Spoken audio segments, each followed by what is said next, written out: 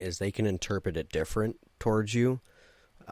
It could be selfish, you know, a reading, and it could. Yeah, you got to make sure that it's someone who's going to be unobjectable to you. Right. You know, they're not like, if they have an issue with you, if they're lusting after you, that's not the person you want to read it. You want someone who's going to be, I'm reading this how I feel it should be read. Because a lot of it is down to the dealer or the person explaining it to you's interpretation of what they feel that card is representing, off of what that spot signifies. Right. You know, this card, if it was the 4 of Pentacles, would mean this, but you got the 5, so this is what I'm getting from it. And then, you know, explanation.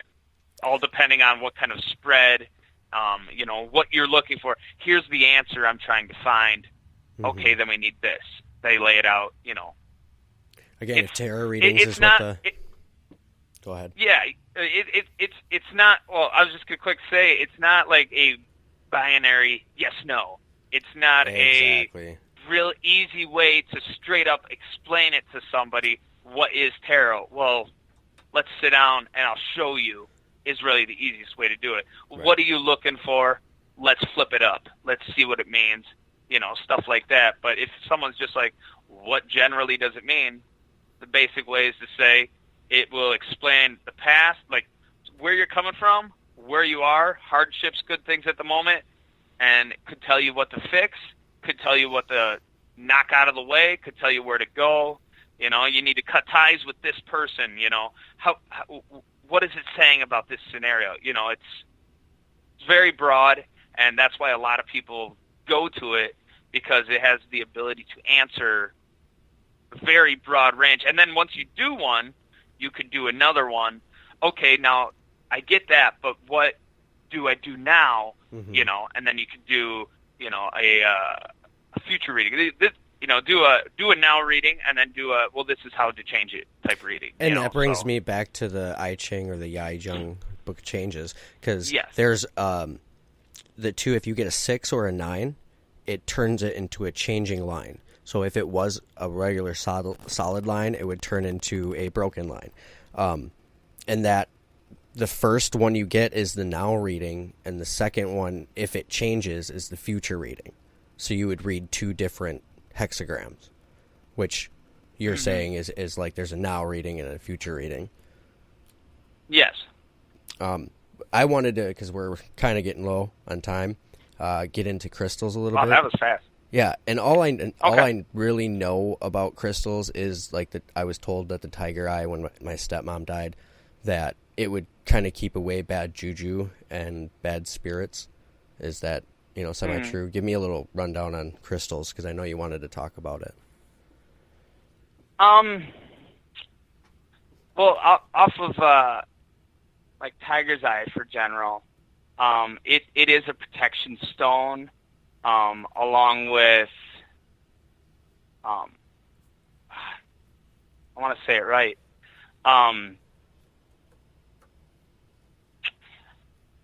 Damn it, my brain. I mean, broke. the tiger's eye is actually a really cool rock, and I had one at one time. Oh yeah, it's a really cool color.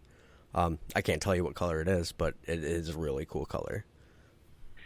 I believe it's like a brown. I'm colorblind too, but it reminds me of like it's a brown eye. It's a whispering eye that's brown, with a brown eye with a whispering. It's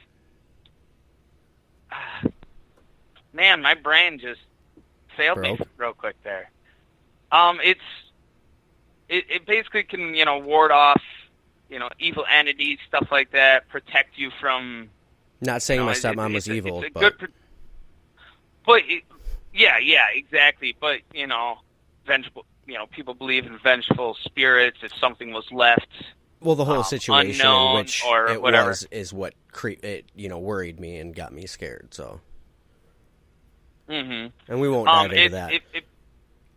It basically protects against negativity, misfortune. So if you had a run of bad luck, carry a tiger's eye around with you. It'll help, turn things around. Mm-hmm. And not only that, it's like a mind over matter thing. If you're holding it, if you're carrying it, you're going to send out, and receive what, what you're thinking. You're thinking positive, you're thinking protection, you're going to have protection, stuff like that. Sorry to cut you off, but what are some of your favorite crystals? Sorry. My favorite crystal at the moment is it's Dragon Septarian, or Septarian if you want to look it up. But it's called Dragon Septarian because the mud that, created it, around all the crystalline formations, kind of looks like dragon scales. And it forms little cracks with, formed calcite crystals that grew in to fill the cracks. It's not mud, it's bentonite clay. It transforms into argonite when it, solidified. And then, the argonite is the dark brown crystal layer that's in between the really pretty green calcite. It's called Septarian because if it creates a geode, it's got 7 points, and sept means 7. Oh, really? In Latin, or septum is, meaning 7. And it's just a really cool looking rock. And it's said that, if you carry it with you, it'll start to, it helps with grounding because of the clay that's in it, earth grounding. And we've talked about grounding before. Yes, and it will absorb, your energy, which, kind of is like a battery. If you're running low, you can pull from it for strength, stuff like that. But it's just a really cool looking rock, and I have like a what was that rock that had the water stuck in it? Sphere. That's an anhydro quartz. That is a quartz crystal that formed through a water table, trapping water inside it. Could be 100 million years old. The easiest way to see it is a trick. It's like called quicksand, which means there's sediment locked inside the water, and you'll see it fall. The other way is there's a bubble of air inside it, and they say that those are. It's good for purity, and kind of like focusing your energy and stuff towards protection, purity, stuff like that, because it's a section of stuff that existed before humans had time to acid rain, or anything like that. So I love those, which is, kind of my second favorite one. It's a really cool quartz, fucking because rock. Crystal. Oh, it is. I got a couple. Yeah, crystal, mineral, all that. I got a couple. They got the bubble, and they're just really cool. It's like a worry stone in a way, because, you focus on it, you move it back and forth, and a worry stone is just a rock, you keep in your pocket, and you can rub it, and it's just kind of like a relieve stress, like a stress ball, but, a stone. And you can use something of, a stone you like, your birthstone or whatever. One thing I wanted to mention, I'm not sure exactly how much time we have left, but I wanted to mention that, like the chakras, for instance, each chakra, there's 7 of them, and they all have a stone representing them, which, if you're having, troubles with, like, speaking in public, let's say, or something like that, you would want a blue stone, like sodalite, lapis lazuli, we'll azurite. definitely have a chakra episode where we dive real deep into chakras. And that's why I was kind of bringing it up, to kind of trickle it out there as a teaser, and then I'll explain and mention the other stones of the chakras and what that is about as well. At a later date, maybe we can get some more airtime so that we're not so flushed with material here. Yeah. Because the next thing we have is the palm reading thing, and I had downloaded an app to read my palm, and I think it's bullshit. But when you actually get a palm reading, it can tell you, a lot, how many children you're going to have, how long your life is going to be, and whether that's correct or not, you wouldn't know unless. Yeah, I mean, and that's the thing about, future readings. It's to be determined. I mean, a lot of people think if someone tells you your future, you just changed it by knowing it. Exactly. You just screwed it up because now it's all you're thinking about. And either you're sending out a positive vibe like, oh, man, I can't wait, or you're sending out, oh, man, I'm having fun living it up right now. I kind of hope I'm not settling down anytime soon. And now you're going to screw it all up. You know, you get a reading, you know, a month later, and it's completely different, you know, or something like that. You know, and it comes down to a whole bunch of different things, and I'll touch on like the main things, like the hand shape. You either have earth hand, air hand, water hand, fire hand. You know, the elements, the main four. Mm-hmm. And then there's the lines that are in your hand. Some people only have like a single line, like their heart and head line combined. You know, but there's I'm trying to remember the order, but you have the heart line, the head line, the swoopy one that goes around your thumb from your wrist to in between your index, is called your lifeline. And if you're not looking at your hand right now, you're dumb. Keep going. Yeah, get there. Not your foot, your hand. not your walking hand. Okay. Your grabbing hand. So I do see the lines that you're describing, definitely. Yeah, and I mean a lot of palmistry, you know, or chiromancers, they don't all buy into the length of your lifeline corresponds with how long you're going to live, because a lot of times it wraps into your bracelets. And the bracelets are, if you tip your hand forward a little bit, you'll see a line on your wrist, maybe one, maybe two, maybe three, you know, it all depends. Weird. And the more you have signifies something as well.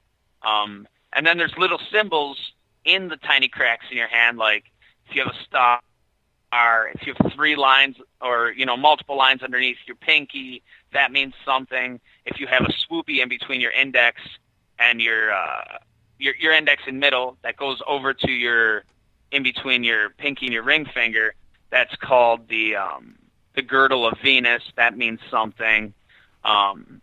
You know, so if you have an X on there, or if you have a perfect triangle form, if you have a star in it, I think I said that, you know, it all ties into, you know, right, palmistry.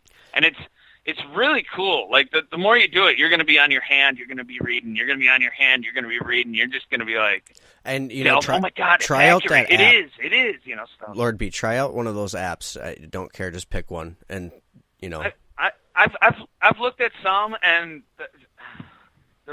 you know, I'll try the one you're talking about. I'll try to find it. You'll have to like screenshot it to me. But I couldn't even find it. I've tried one, and you know, you download them, and they're so full of ads. And I mean, if you really want to delve into it and get it and understand it, get the book. Get a book. Get a book on palmistry. Go read a fucking book. Put down Throw your beer. Eyeballs at your Put hand. down your kid. Go grab a fucking book and then pick up your beer again. You'll be good. Sit down and pick up your beer. The kid will figure it out. And we don't have a lot of time left at all, but we did have something here called... Go ahead. Oh, I was just going to say, just real quick, other readings you could do. There's candle readings. There's tea readings. Real quick on the tea one, if you want to do a tea reading, it's basically loose leaf tea. You drink it down to, you know, a point where you're not sucking in any leaves, and then you set it upside down, you know, on your tray, wait a couple seconds, let all the liquid drip out, flip it over, look at it, figure out, you know, what it looks like. You can Google it and figure it out that way, but you don't want to use anything out of like a tea bag because those are ground up, so the tea gets made a little quicker, and it's too small for a proper thing. And then there's like aura readings, where, you know, people can like focus on your electromagnetic field around your body, determine the colors. A lot of people can see them, don't realize it, or, you know, like me and Jester, we're colorblind. I mean, if we see them, we got no damn clue what it's telling us, right. Because, you know, a lot of times it's interpretation too. You know, there's empathic readings where, you know, and a lot of people in relationships will get this way. Someone will enter the house, and without even looking at them, you're like, oh my God, you're stressed. Oh my God, you're mad. You know, leave the person alone for a minute, let them collect themselves. Or why are you so happy? You know, without even realizing it. All right. So we have 5 seconds their left. Their body's screaming something. Thank everybody